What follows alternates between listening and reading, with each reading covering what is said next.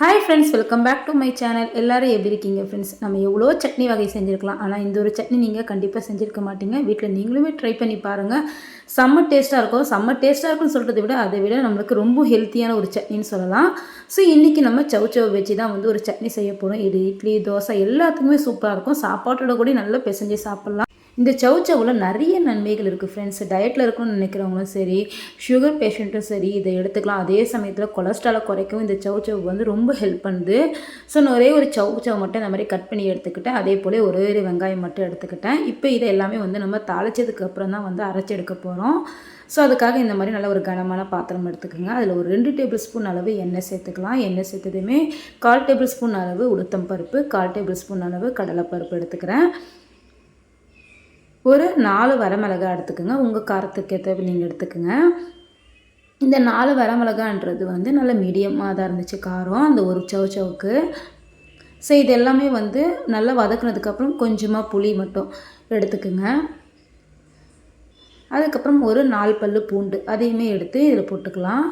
இப்போ வந்து இதில் நான் தேங்காய் துருவல் தான் சேர்க்க போகிறேன். நீங்கள் முழு தேங்காய் இருந்தாலும் குட்டி குட்டியாக கட் பண்ணி போட்டுக்கலாம். ஸோ இந்த மாதிரி தேங்காய் துருவல் சேர்க்கறதுனால சீக்கிரமாக அரைப்பட்டு வரும். ஒரு 4 டேபிள் ஸ்பூன் நான் சேர்த்துக்கிட்டேன். இது எல்லாமே வந்து மீடியம் டு லோ ஃப்ளேமில் வச்சு நல்லா வதக்கி எடுக்கணும்.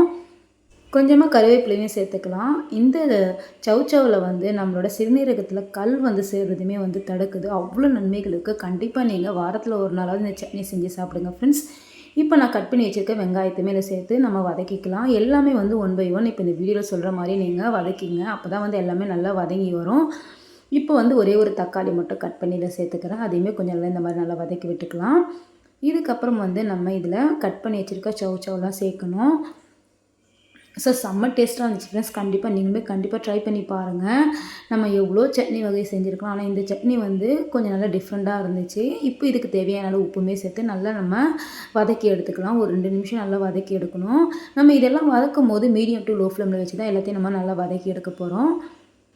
இப்போ கல்லீரல்லாம் பார்த்திங்கன்னா அதிகப்படியான கொழுப்பு சேரும். சரி, நீங்கள் அப்பப்போ இந்த சவுச்சவை வந்து எடுத்துருக்கனால உணவில் அந்த கொழுப்பு சேர்றதுமே தடுக்கும். ஸோ இப்போ இது எல்லாமே வந்து நல்லா வதக்குனதுக்கப்புறம் நம்ம ஒரு 2 நிமிஷம் மூடி போட்டு க்ளோஸ் பண்ணி வச்சிடலாம். ஏன்னா வந்து நம்ம இதை மீடியம் டு லோ ஃப்ளேமில் வச்சு தான் வதக்கி எடுக்க போகிறோம். ஸோ வெந்து வரணும்ல, அதுக்காக தான்.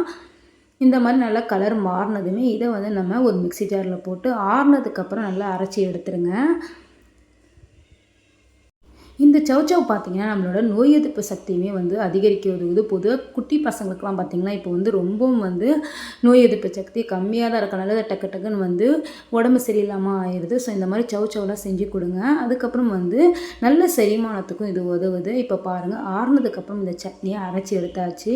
ஒரு பவுல்லுமே தனியாக மாற்றிட்டேன் ஃப்ரெண்ட்ஸ். இப்போ இதை வந்து நம்ம தாளிப்பு கொடுத்து எடுக்க வேண்டியது தான்.